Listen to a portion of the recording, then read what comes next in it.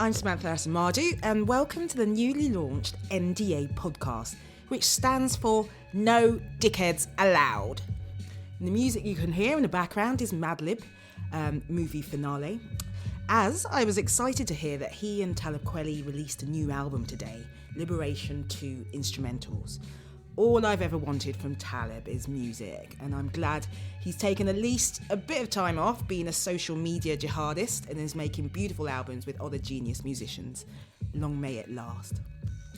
So this time round, it's just me, myself and I, and over the next few weeks of season 2, I'll be interviewing some interesting people, some of whom you will know, such as Patrick Vernon, who runs his own social enterprise, promoting the history of diverse communities as the founder of Every Generation and the 100 Great Black Britons campaign, and who ran a successful campaign to be recognised annually as, he ran a successful campaign for the 22nd of June to be recognised annually as Windrush Day, a national day acknowledging the migrant contribution to UK society. And Charmaine Simpson of Black History Studies, a passionate personal finance coach and financial educator who created Black Gold, a financial literacy programme for young people, which aims to help young people develop and improve their knowledge of Black history and gain financial skills, at the same time as using examples from our past and present. And there'll be other people you won't know, but you will find interesting. So in 2018, NDA podcast interviewed war correspondent Asad Baig, investigative journalist Mark Watts, who's the coordinator of the FOIA Centre, which uses open access laws, including the Freedom of Information Act and data protection. We also interviewed ethnographer of Whitney Houston and former editor-in-chief of Media Diversified, Marcus Daniel. I interviewed Matt Potter, who's an author, journalist and broadcaster. Matt's first book tracked post-Soviet pilots running arms, drugs and worse from Afghanistan to Somalia. His second book is an alternate history of the world as it's been shaped by entropy and the force of quitting. It was published in 2015 and is entitled Fuck You and Goodbye. We also interviewed Mark Thompson, who's the strategic lead health improvement at the Terence Higgins Trust and co-founder of Team Prepster and co-editor of Blackout UK. I also interviewed Stephen James, actor, who's been in various biopics over his career, but I specifically interviewed him on Barry Jenkins' Radical Empathy, James Baldwin, Black Love Stories and British Slang, on the back of his film at the time, which came out. For the newly launched NDA podcast, it seems only fitting that I'm in the hot seat. So today, I'm being interviewed by Chris Akers, whose 286 project is hosted on YouTube, and it talks about art, politics and culture and sport, plus anything else he can think of. So we'll be talking about my history as a journalist and mine and others' work on imprisonment for public protection sentences. Chris's show is hosted on YouTube. Unfortunately, the video on my end looked very, very bad, so he's been kind enough to pass along the audio to me and has given me the opportunity to relaunch NDA podcast today. So hope you enjoy, and please feel free to post comments and I will endeavour to reply.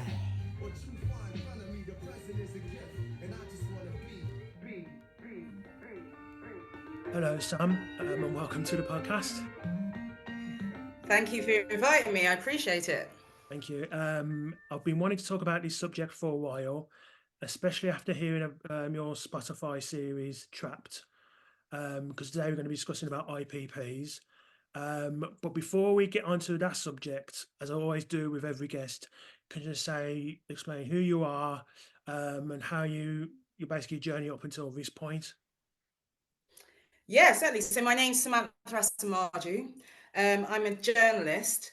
I call myself a reluctant journalist because it all happened by chance. I didn't intend to be a journalist. I intended to be a documentary filmmaker, which I did do, but it did take me into doing breaking news reporting. And for a short while, I was a foreign correspondent when I lived in East Africa, Uganda specifically, but I did travel around a bit and did some work in Congo as well. So while I was in East Africa, which was from around the end of 2007 to around the end of 2010, I did sort of freelance work mainly for CNN but I made a documentary film called The Super Ladies for Al Jazeera English. I directed and co-produced that. And then I did, some breaking news reporting, a few disasters that happened in Uganda. There was a landslide, which killed a lot of people. And then quite soon after, I went to Congo and did a story on blood minerals for and then came back. I was living there for a little while, trying to work on my second film. And there was a terrorist there. It was Al Shabaab. Did it. They bombed 3 locations, and I ended up covering that for CNN.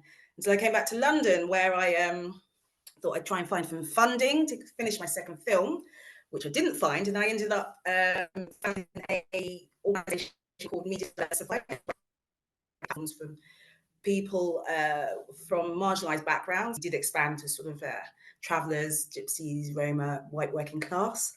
But in the meantime, I've been writing as a journalist and do campaigning for this bill, which was quite visible. And somebody who called Shirley de Bono, who is the mother of a person who has an IPP sentence, she got in contact with me and sent me an article, which was in the Welsh, sort of a Welsh local paper.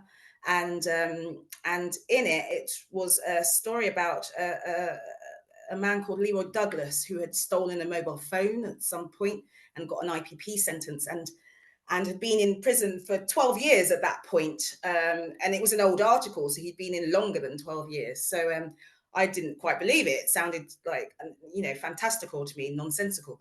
And so I ended up, doing a little bit of reading, went up to Wales and met Shirley, and we talked. I was going to help her with some campaigning, but I also then decided to do some writing as well, because that's what I sometimes do as well. It was never my main focus, writing. Giving the platform for others is more of a focus for me. But anyway, I ended up writing, doing a bit of campaigning with her, but also writing 2 articles for the news platform Open Democracy.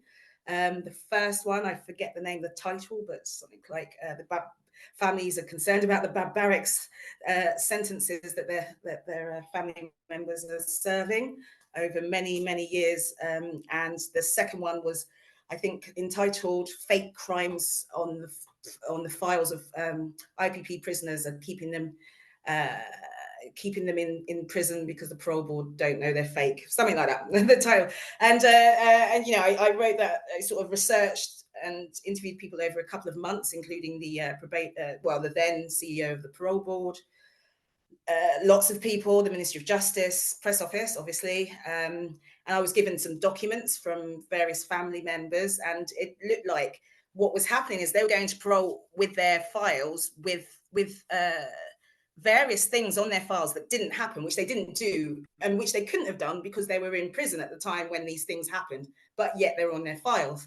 And it seemed there was a pattern emerging. And so that's what happened with the second article. And in the end, having written those and getting quite a bit of attention, George Monbiot tweeted it out saying, prisoners in England in Guantanamo Bay style sentences and so on. And then it was the 2 articles were shortlisted for the Private Eye Paul Foot Investigative Journalism Award, and also the the Society of Editors National Investigation of the Year Award. They've shortlisted. I didn't win, but it did, I think, bring me to the attention of a person called Hank, or Henry Rossi, who is also a campaigner in the IPP imprisonment for public protection area.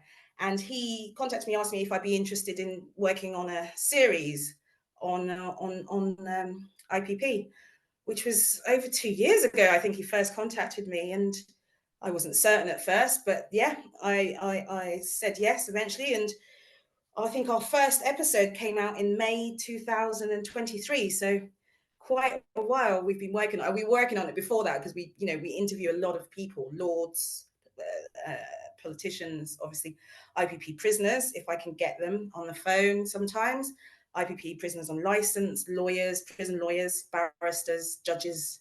So yeah, that's what we've been doing since around January 2023. And we've got 15 episodes that have gone out. We've got a further 2 in the next 2 months. And then it ends for a while. We may be coming back, but we will have a live event in September 2024, just a month away.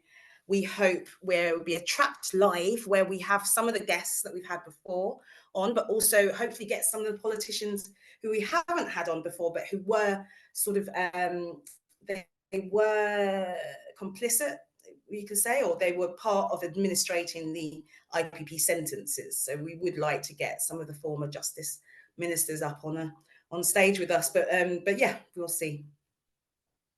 So yeah, that's a very long introduction there, but really, I'm really happy we've got that, because it goes on to my next question, which is, what does IPP stand for, and how are they established? Actually, more accurately, why were they established?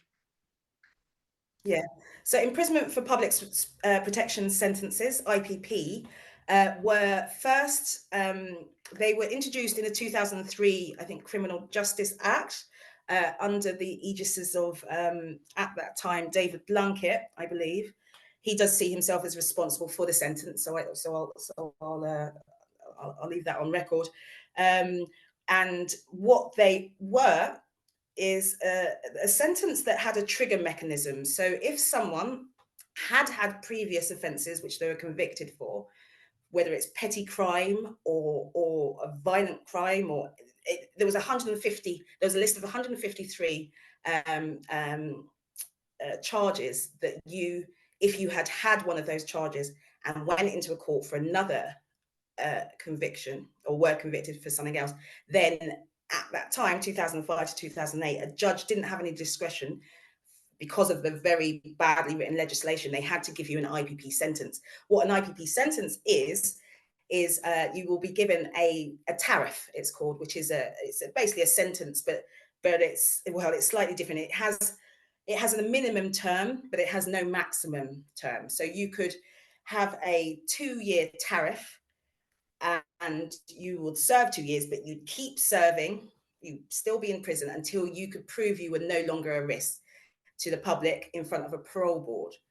Now, so with that, so what you found is, especially in the 2005 to 2008 period, before legislation was changed, that you'd find people with very petty crimes, that what we call the index offence, which they were convicted for, which sent them into prison with the IPP sentence, were very petty, very minor. So things like stealing cigarettes. I mean, one person I know with that particular crime on file as his index offence. Not that he actually stole it, because he didn't manage to, but he was reported to the police and they gave him a sentence. I mean, he had previous convictions before, and that's why he was given the sentence, but he's been in prison 18 years now. A 17-year-old boy who stole a bike and punched the teenager he stole it from before getting caught by the police.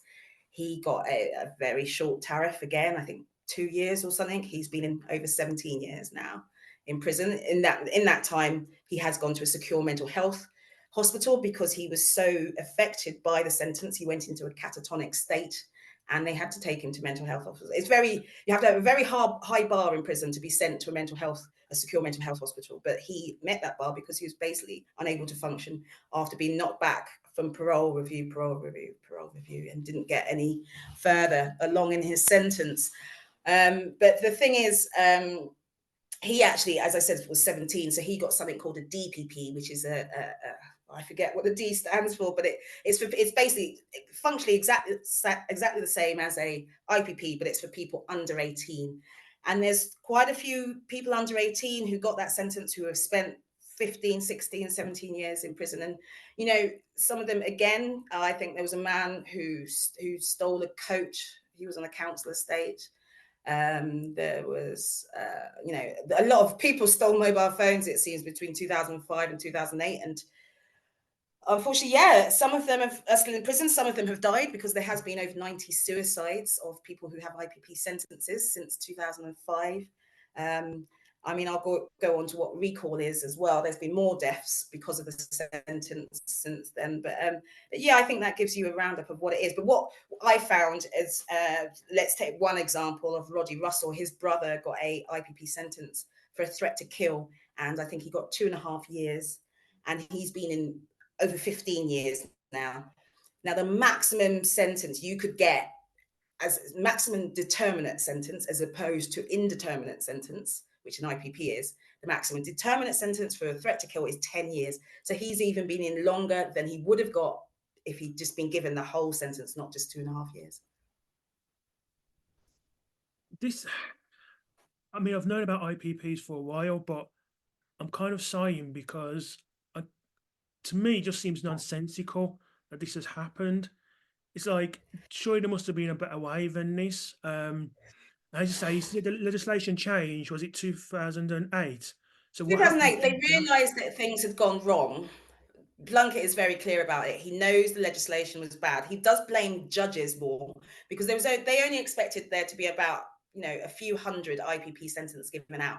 In the end, there was 8,700 and something, which is ballooned far beyond what they expected, which he blames the judges for. But that is not the case. There was a mechanism where they had to give it. At some point, somebody realized this sentence is going wrong. Nobody's getting out, because they have to go into the parole board, which we can go into a bit more. But so they changed the legislation in 2008. I forget the name of the actual particular legislation, but they made it harder to get an IPP. So it wasn't 153 offences that would get you one. It became less. I can't remember which number. But I don't really think that worked that well, because I know of someone who stole a mobile phone in 2012 and got an IPP. He gave the mobile phone back. He's had a lot of press, Thomas White, and he's been in over 12 years now on a very short tariff, maybe 2. I can't remember how long his tariff was, maybe 2 or 3 years. And he got his sentence just a few days, I think, or a couple of months before they abolished the IPP sentence in 2012. So if he had been sentenced just 4 months later, he would have been out of prison over 10 years ago, which is quite crazy. And so the fact that he at 2012 was given a sentence for a mobile phone theft shows that something wasn't working again, even when they changed the legislation. I don't think that has been reported so much, and I think it should be. But there are people on IPP sentences who did deserve long sentences. They did bad things, and they're at the top end. And everybody should,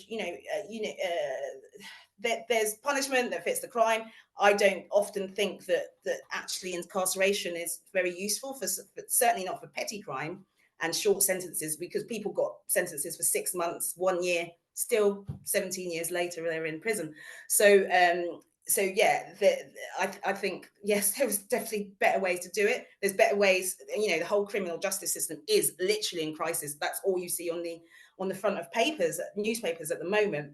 I mean, that is more complicated even so than what I could say about IPP. But IPP it's been made complicated because what it is essentially is you are saying this person should stay in prison because of what they might do, not what they have done.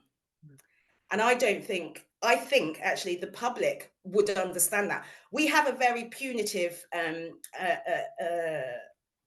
criminal justice system, but also media ecosystem when it comes to sentencing. Sentencing has got longer and longer over the last 30 years. The prison population has doubled in the last 25, 30 years and that is the fault of both Labour and Conservative, because they've made sentences longer and longer. So what you would get now for whatever crime is a lot longer than what you would have got for the same crime 25 years ago, which is mad. And that's why our prisons are full to bursting.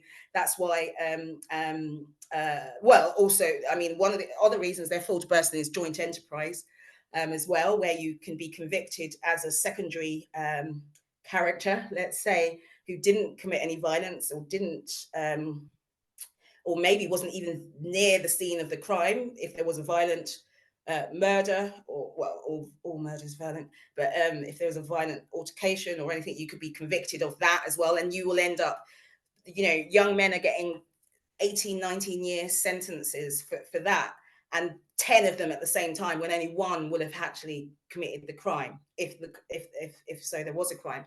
And that means another reason why the prisons are fit to bursting, and why a lot of IPP campaigners, and there's many of them over years, they've become more vocal, I think, once they've joined a bit together. It's why many of them campaigning, if there is an overcrowding crisis, why not actually let these, there's still nearly 3,000 IPP prisoners in prisons around the country, category A, category B and category C prisons, some open prisons, meaning they may be on their way out, but where the person I told you about, a cigarette, he actually did get out. He went to approved premises. 10 weeks later, he was recalled back to prison, because with IPP, even if you get out, you're under a 99-year license. And with that, you have various license conditions, which are generally quite technical. So it's about where you live, where you go, how, curfews, all of this sort of thing. And you can break a technical license condition and be put back in prison indefinitely. And that's something called recall. And there's more people who are recalled to prison on an IPP sentence now than there have been that never released. So there's about 1,200 and something. No, 1,000. Yeah, I don't know exact numbers, but around 1,200 who've never been released, so never got out of prison, never gone to open conditions. And there's about 1,600 who have been released at some point, but who have been recalled back to prison. And that is going to increase. The Ministry of Justice have extrapolated, they've done the numbers, and they said there's going to be more and more people recalled to prison than they were who've never been released. And that's a scary thought, because, it's a scary thought for the prisoners, the ones on license, everybody, for their families. And that's, all of those people are very affected by that. And their lawyers even, because, they very often have to deal with the aftermath of suicides, as do the prison guards, as do the prison governors, as do the other prisoners when people with IPP sentences kill them. But, you can tell people who are on IPP in prison who, rather than the other cohorts of prisoners, because, they've lost hope, they're self-harming. It's a really, really dangerous and psychologically torturous sentence. Going back to quickly something you said, and I'm going to play a bit devil's advocate a little bit. You said about how sentences got longer and longer and longer, hence why one reason why a lot of people are in prison. In general, yeah, you could say it's a bad thing, but is there an argument to say that just moving away from IPP, for me, at certain times it could be a good thing? So I'll give you an example. When you had the whole, I think the whole Jimmy Savile case happen, and then other people came out because they were committing those sorts of crimes, I think because a lot of them other people came out. Sorry, I didn't quite get. When the whole Jimmy Savile story broke after he died, they abused his young women, and then he started coming out that it wasn't just him; it was like other presenters and other people around about that time. I see. I didn't really very much follow the story, but yeah, I'm getting it. Yeah.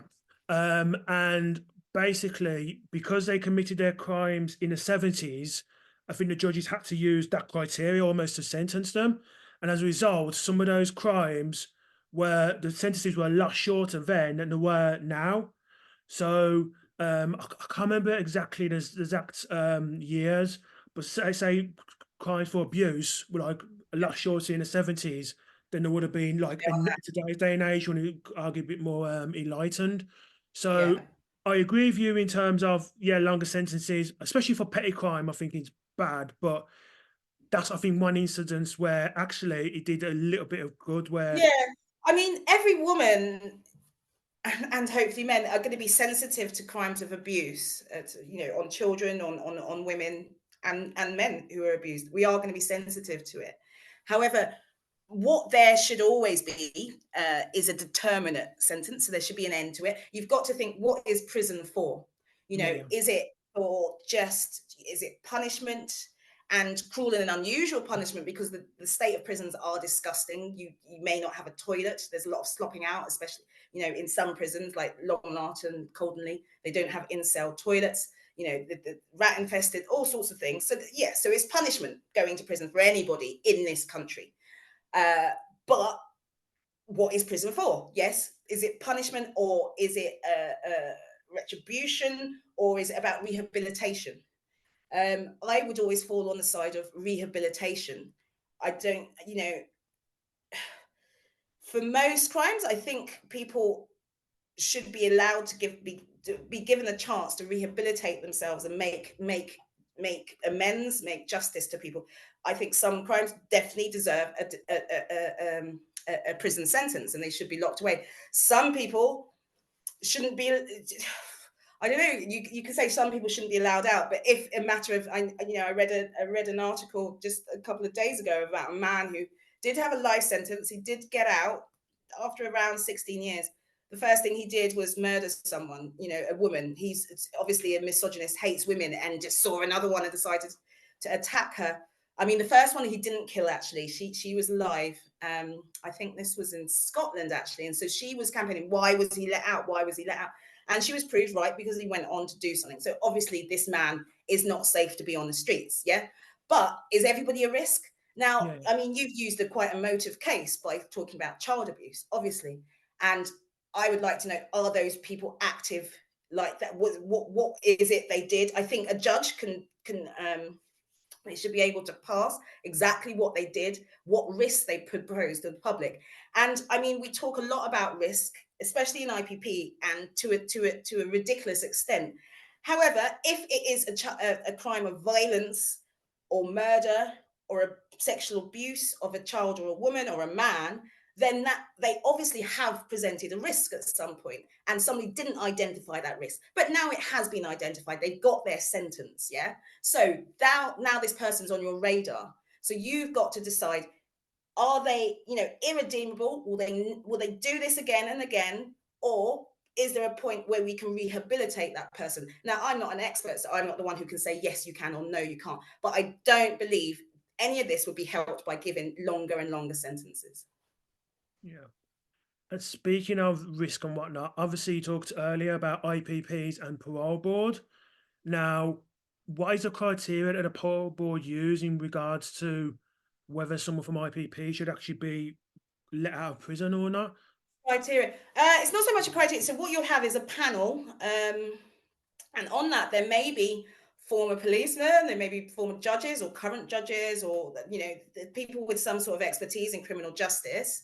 There usually be 3 people on that panel, and what they hear, they will have evidence presented to them. The prisoner who is inside will have the opportunity to speak. They may have a lawyer with them if they need or want one. Sometimes it's useful to have one, sometimes it's not, depending on where you are within your sentence. They will also hear evidence from the prison psychologist, someone who would have had some contact with that prisoner over time, usually. Prison offender manager, so someone who should have been meeting them every now and again to progress their sentence, meaning, whether they've got a sentence plan, you have to do these behavior offender courses and all of that. So they keep an eye on all of that, make sure the prisoner is progressing, because people say they want to get them out, but and then you'll hear also from probably a prison officer who may know the person, so they can speak to what that person is like in prison. Is it if they've done like jobs or what, if they've got a lot of adjudications. Adjudications are, so they can range from just bad behavior to violence against another prisoner or a guard. Then you may, depending if you have a lawyer, they may have employed an independent psychologist who will have met you over time and will be able to present your psychological profile. Who else? Then you'll also have a probation officer, usually from outside, who has called around to family, friends to find out where you could maybe have a job, where you could stay if you got out, or what, approved premises. So they will interact with your family and yourself. And so they hear all this evidence, the parole board question all these people, and then they make their decision. Obviously, I went to a public parole review earlier this year of a certain prisoner, and so that's why I know so much about it. Otherwise, I would not. Yeah. Okay, yeah. See, like we discussed about rehabilitation as well, and it seems to me, I mean, I don't know individual cases, but for the crimes they were committed, they committed, like, be it stealing a coat or stealing a cigarette, Yeah, there was some must be something arson. I mean, there's some extraordinary. bad crimes that did happen at the end of the scale. So people who would have got a 10-year sentence or something like that. But just about every person has completed their tariff. At least 700 of them are 10 years over their tariff. So I did come across one prisoner who had, who set fire to a policeman's house or something like that. So, it's quite a serious thing to do. I think, I'm not sure if there's people inside the house or not, but whatever, it's serious. But then I came across a prisoner who set his own room on fire. But yet, I think that's a lot less serious. But what you find with this cohort of prisoners, they had troubled lives outside of prison as youths. sometimes there wasn't intervention, sometimes there wasn't family to support them and so on. So they've got caught up in this chaotic thing. And I believe the police and the courts identified that. Still, they are, working class, generally, men and women, black, brown and white, and saw that as a risk factor. So once you've got the sentence, you are deemed dangerous. So that's why even, you go to the parole board and the assumption is, people won't say it out loud, that you are dangerous. So you have to prove your way out. And there's so many hurdles and so many people have fallen and so many people have their mental health has been exacerbated by the indefinite nature of detention and what they see now, and the UN calls psychological torture of the sentence. So it's impossible in some ways. Why, if when the original Labour government saw it as bad what happened, why didn't they, and then the incumbent Conservative government, even coalition and then Conservative government, if they all think it's bad, why on earth have politicians not really done anything about it? Yeah, 2008, something was done. Didn't make that much of a difference. 2012, it's now a Tory-led or coalition government, and Ken Clarke is in the role of Secretary of State for Justice and Lord Chancellor, and he does, through his LAPSO, which is a bill that came out and now an act in around 2012. He did get into that bill. He managed to abolish the sentence, so nobody could give the sentence again after 2012. And there was reasons for that, but they kind of human rights reasons in some ways, because they didn't provide the courses that as an IPP prisoner, you're supposed to do a number of offender manager courses, management courses, offender behavior courses, and they can range, they're very different. Some are about domestic violence, some about, relationships, and but the point with the courses is that they were not made available in the prisons that these people were sent to.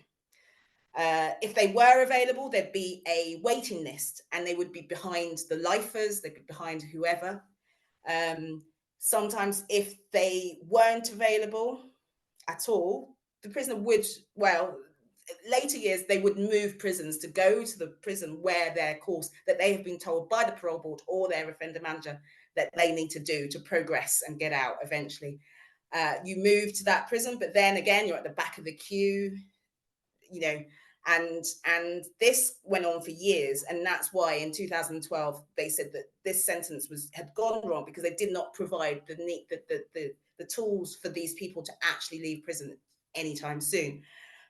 However, he wasn't able to retrospectively abolish the sentence, meaning everybody who still had got the sentence wasn't resentenced at that time and given a determinate sentence. So you found like thousands of people just left languishing in prison with the sentence because he didn't do it retrospectively. I think it's something he regrets now. Ken Clarke, I've interviewed him, and he thought that the parole board would sort it all out, but they haven't. And there's at the beginning of my journey 3 years ago, I thought it was all the parole board's fault, but it actually isn't. They could be more proactive in speaking out against the sentence, but there are certain things they have to do as parole board members. There is a statutory test, risk test. If the person, whoever it is in front of them, there's no separate risk test for IPP prison. If they don't meet those heights, then they cannot let them out. But there is a certain amount of discretion. So so he didn't do it. Loads of people out. So only in the last year has there been the biggest movement in IPP for about a decade, which is with the Victims and Prisoners Bill. What you found is with the Tory government that's just been booted out, they had about 10 Secretary of States for Justice in the time that they were in prison. So, on average, a Secretary of State for Justice stays in that role for 1 year and 3 months. That is not a lot of time to make radical change or any progress. Some people tried. You have the Secretary of State for Justice, and then under them you have the prisons minister. So they're junior. I know that Rory Stewart was moved out of post when he was a bit radical about prison reform, but again, he could do more. I don't give much credit for any of these people who speak out once they're out of their role and do not have any power. You have, for example, Michael Gove. He, for a while, was Secretary of State for Justice and Lord Chancellor, and he did nothing for IPP. I think in his time, maybe an IPP action plan came out, but They come out every now and again. They're very toothless. Anyway, after he left his post, he did a lecture, I think the Longford Trust, something like that, why our prisons are in crisis or something like that in 2016, where he said, one of the worst things about prisons is IPP sentence and the people languishing in jail and that, and they should have, I don't think he said compassionate release, but some sort of clemency for at least 500 of the people who had the shortest tariffs but have spent the longest time in prison. Now, he is saying that as just a jobbing, MP, or he might have been minister again, but not in justice. So he can do anything about it. He was urging the person who came after him, who I believe was Liz Truss, to do something. Why is he saying this now? He has no power. Now, you've had that with numerous people, including, Ken Clarke, as I say, who I interviewed. And you've got the architect of the sentence, Lord David Blunkett, who very much regrets it and campaigns against it. But, again, this is once they're out of power. Because lords, a lot of these people then go to become lords once they're no longer MPs or ministers. But then the lords has a certain amount of discretion and scrutiny powers, but not real, legislative powers, as we found in the Victims and Prisoners Bill, because they did try and reintroduce resentencing at the Victims Prison. But regardless of that, the government's proposals in the Victims and Prisoners Bill were the biggest change that's happened in IPP for over 10 years since it was abolished, the sentence. But it didn't address anything to do with the people who are still inside prison, but it did address the people who are on license. So, as I said earlier, there's a 99-year license, but at the 10-year point, once you get out of prison, there's a 99-year license. It's for life, basically. But after 10 years out of prison, or at least from your first release, you may have been recalled, but from your first release out of prison on an IPP sentence, you can have a review at 10 years where the parole board can revoke your license. So you're a free person, finally. The Police Crime and Sentencing Act of 2023 changed it so it would be an automatic review, because what happens is you have a 10-year, what had happened is you were in 10 years. If you remember you're out 10 years, then you have to apply through your probation officer. It takes longer and longer. People have been out 13, 14 years who haven't had their license revoked, and you find that the parole board quite often don't even revoke those licenses, even if they've had spotless time out of prison, or not even spotless, but it's very, very risk adverse, very, very cautious, and that's throughout the prison estate from every department. But yes, so the Victims and Prisoners Act, which it is now, took that 10 years down to 3 years. So if you've been out 3 years, you can have an automatic review from the parole board to cut your license. If they decide not to terminate your license at 3 years, you have another 2 years without going back into prisons and without being recalled. And after those extra 2 years, then your license is terminated. It's called a sunset clause. So that is the biggest change. But it only addresses people who are out on licensing in the community, not the people who are inside and never been released. So what does it take to get back inside if you're on license? Because to me, the bar seems to be so low. Yeah. I'll give you some speeding, examples. and you could go back inside, as ridiculous. Yes, that has undoubtedly happened, but I will give you the examples I know of. So the person I mentioned about the cigarette, who's been in 18 years now, he was out 10 weeks. He went to approved premises. So depending on your risk level, once you get out of prison, first you go to what they call the category D or open prison. So you should be able to get out, but sometimes you go straight out from category C or B prison, never category A. And so he was sent to an approved premises as someone who's a bit of a risk, perhaps. They don't know. That's just what the Ministry of Justice deems. And people get out and they haven't seen the outside world for a long time. Stress, depression, or mental health conditions. This person was treated particularly badly in prison. He actually got money compensation from the Ministry of Justice for some of the treatment that he had in there. And, they don't give money for nothing. So he took a Valium, which is a sleeping pill from someone else who lived in his approved premises. Somehow whoever runs it found out, or he told them, and the probation, they sent out a recall, and prison is what happened. police turn up at your door and they take you back to prison. I mean, that's just one example. But yes, so that links to, so medication might be on your license conditions. It's supposed to be connected to your index offence, what made you go into prison the first time. But obviously these people are people who haven't committed crimes for 15, 16, 18 years. So, you know, it's a bit difficult. But what they have had is deterioration in mental health. So another person who I spoke to who's in prison now, again, he came out after, I don't know, 12, 13 years. He has a probation officer in a certain area, which on his license conditions, he wasn't allowed to visit that area. So it's a little bit difficult. But anyway, it was going okay. They managed to meet or talk at least. And then he said to her, I'm going to be moving to this location or whatever. And he thought it was all fine and sorted. And then about a few days later, police turn up at where he is and say, you're being recalled to prison. And he's saying, what for? Why? He doesn't know. And apparently it was because of he'd moved location. But the thing is, how do the police know where to find him?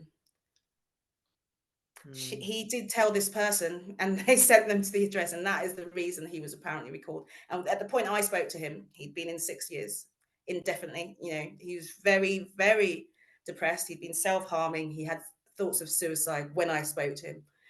There's lots. I mean, I don't know this directly, but there's one person who's I was told about this by someone I trust, that their baby died, and that seemed to be a risk factor. So the probation sent them back to prison because their baby died. Another person who had an operation, so missed an appointment. Missed appointments is a regular thing, which will send you back to prison indefinitely. Some people have been recalled 3, 4 times, maybe more.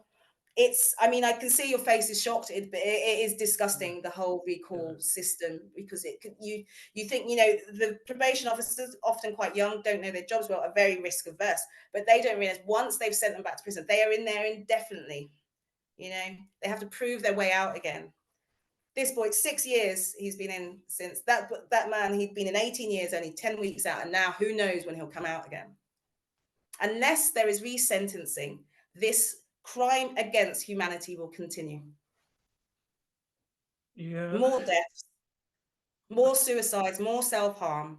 That is what the IPP sentence does. And that is now on the shoulders of Shabana Mahmood and James Simpson as the leaders of the Ministry of Justice. They are the only ones who can reverse the rejection of the resentencing exercise, which was proposed by the Cross-Party Justice Select Committee in 2022, which was led by Sir Bob Neal.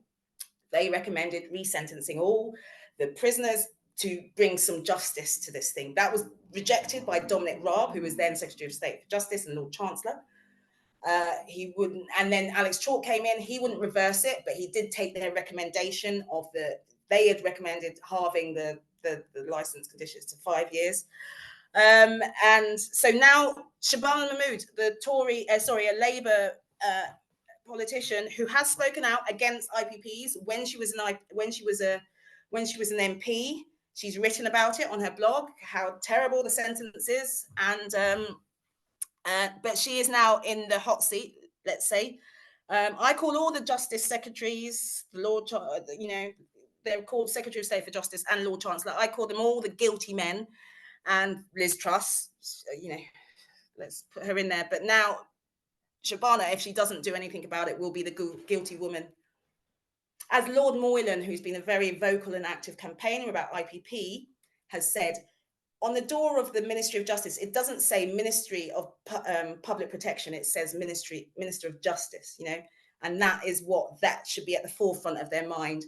They're very risk averse. Public protection is obviously important, and everybody can agree on that.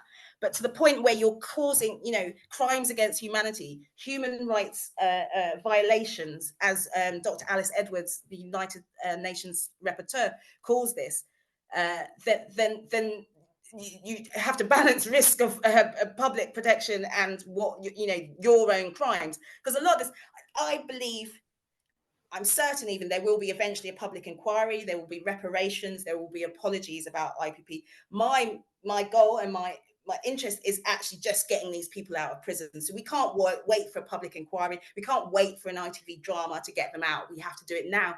So, I mean, I've agreed to come on your podcast or your video because, at least I can do my part in spreading the word. I've been doing it for about 3 years. I mean, I'm a journalist who somehow I've become a little bit of an expert on IPP.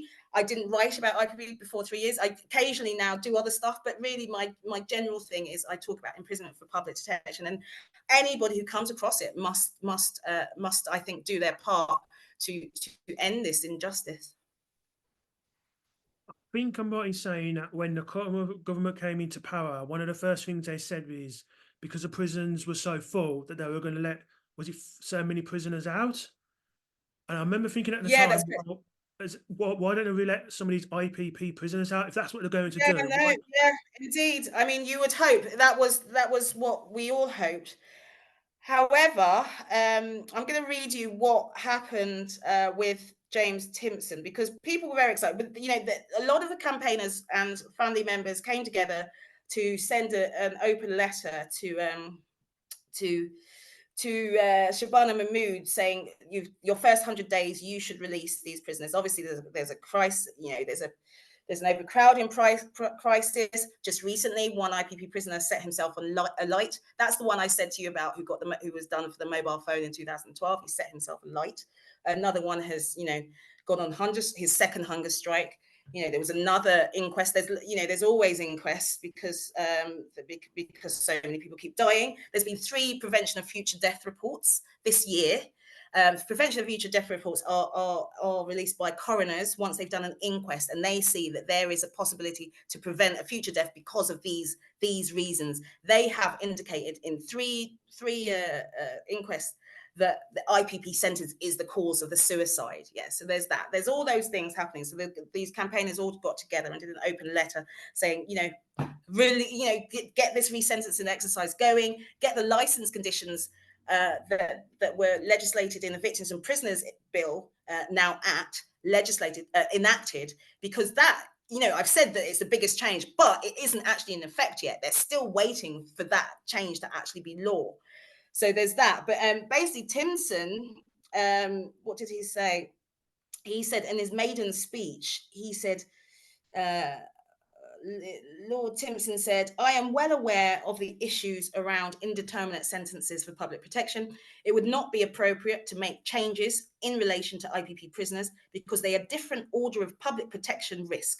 That was on the 24th of July in the House of Lords, which he's been appointed to in order to do his role as prison minister. My point is, and I hope he's listening at least, or somebody who can actually make changes. The IPP sentence was in effect from 2005 to 2012 when it was abolished. Is he saying that there was, these were the worst criminals that have ever operated in this country, in England and Wales? There was nobody who was of risk before 2005, and there's nobody who's risky after 2012. Just these 7 years, these people are the most risky people in the country ever known. I think that's absolute nonsense. If he looked a bit further into it, if he opened his eyes and he wasn't getting, I assume, advice from, career Ministry of Justice officials. A lot of people in the Ministry of Justice, the civil servants, have been there over 20 years, very risk adverse.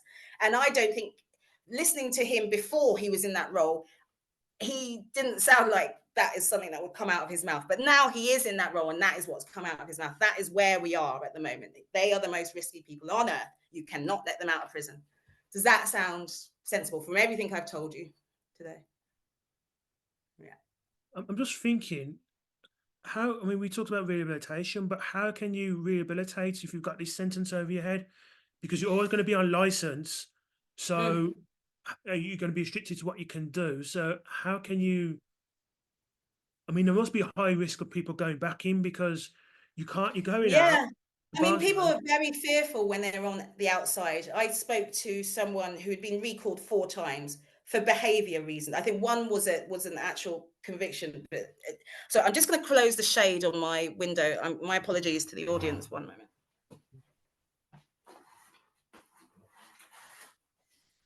So this is a guy who's in his 40s now who spends his time indoors because he's so scared to go out in case something happens and he gets he gets recalled. Obviously, one of the most famous stories is Mark Conway, who IPP prisoner, who I think he had a 5-year tariff or something, 4 or 5 year tariff, did get out reasonably early compared to a lot of people, gone on to do well. He worked for the Prison Reform Trust and so on. But he's always, he says, it feels like walking on eggshells all the time, in a minefield when you're an IP prisoner on license. And around, I can't remember what year it is, but he was going to an event somewhere in London Bridge. And it was the day that there was a terrorist attack. There was a guy who stabbed a load of people. He'd been at an event that I believe Mark was going to. Mark and another prisoner, prisoner on license that he was with, managed to stop that attack. They tackled him and got him down before the police came. Now, the first person he called after that, after it'd all been subdued and the TV cameras were there, was his probation officer, not his mother, because he was worried that he'd be recalled back to prison for having stopped a terrorist attack, maybe being too violent in stopping that. Can you imagine? We were talking about Mark Conway. What happened to him when he's one of the most famous stories, as I say. So he, I believe, was on his way to an event, sort of criminal justice event somewhere in London Bridge with another prisoner who was on license, I believe. And it was the day that there was a terrorist attack in London Bridge, where this man, who again was on license, he attacked and killed a number of people who worked for this criminal justice charity. And Mark and this other person, they sort of, they ran over and subdued this man. They got him to stop and, subdued it until the police came and I believe shot him. And, so eventually cameras were coming and so on. And Mark was, worried about this, just like if his former victim, I think he did a robbery, would see him on screen or anything like that. Anyway, he called his probation officer. Even before his mum, he called his probation officer. He was worried, having stopped this terrorist attack, that he would be recalled back to prison because of, the measures he had to take to stop this man killing more people, which I think is incredible. And no wonder he says, being on license is like walking on eggshells. He talks about if someone bumps you on a tube, you can't do anything or make any sort of comment in case police get involved. As soon as the police involved, it's likely for an IPP prisoner, you will go into prison. Most of the recalls are not another criminal offence that the IPP person on license has done. It is the breach of a license. I don't think anybody should be going to prison for a technical breach of license if they haven't committed another criminal offence. And if they have committed another criminal offence, they should be given a sentence which is determinate, and they should be able to serve that and leave prison. But IPPs never leave; it's always indefinite. And obviously, another famous now case is Matthew Price, who we've covered on Trapped, the podcast, Trapped, the IPP Prisoners Scandal. And we were contacted by his lawyers, I believe, at the time, just shortly after his death, his suicide. He jumped in front of a train. That's how he died. He had been on license for 10 years in the community, no recalls, but he had very poor mental health, which he knew about, but he didn't, which hurt his family connections, his life quite profoundly, and his license conditions, which didn't allow him to do this and that. So he was always on eggshells, but also had very poor mental health, which he wasn't able to address, because that is another thing that will send you back to prison. If you've got a probation officer who is very risk averse, if you report your mental health.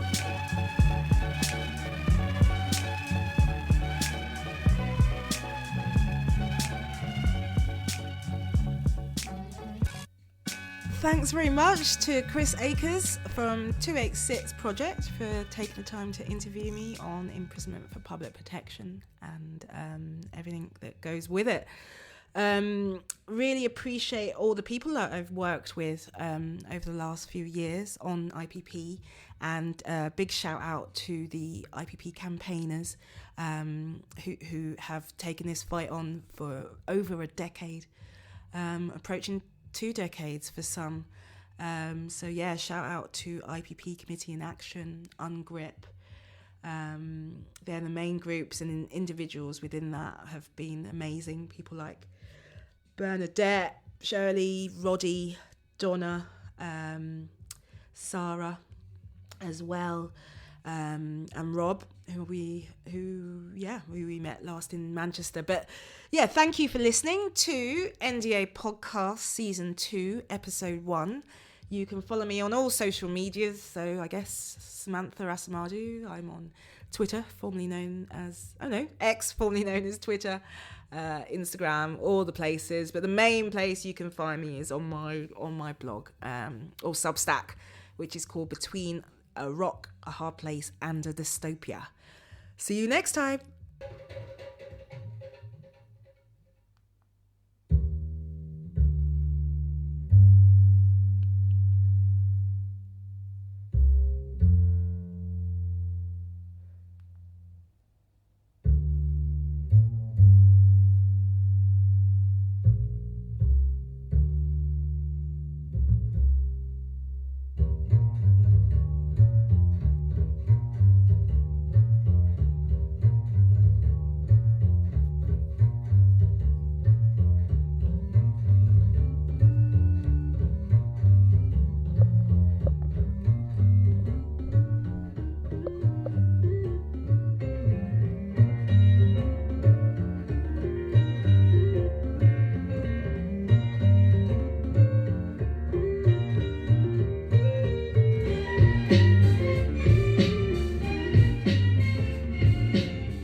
And this is B by Common.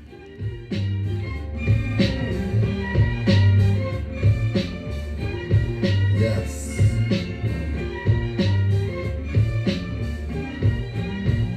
I want to be as free as the spirits of those who left. I'm talking Malcolm, Coltrane, my man Yusef. Through death, through conception, new breath and resurrection. For moms who steps in that direction in the right way. Told this side is where the fight lay. And everything a nigga do may not be what he might say. Chicago night stay on the mind, but I write any lives they lay on these lines, waiting signs of the times. Many say the grind's on the mind. Shorties run it out and everyone wanna rhyme. Bush pushing lies, killers and water lies. We got arms but won't reach for the skies. Waiting for the Lord to rise. I look into my daughter's eyes and realize I'ma learn through her. The Messiah might even return through her. If I'ma do it, I gotta change the world through her. Birds in the bands, gramps wanting them. Demons and old fans, pops they hunting them. The chosen one from the land of the frozen sun. With drunk nights can remember more than sober ones. Walk like warriors, we were never told to run. Explore the world to return to where my soul begun. Never looking back or too far in front of me. The present is a gift, and I just wanna be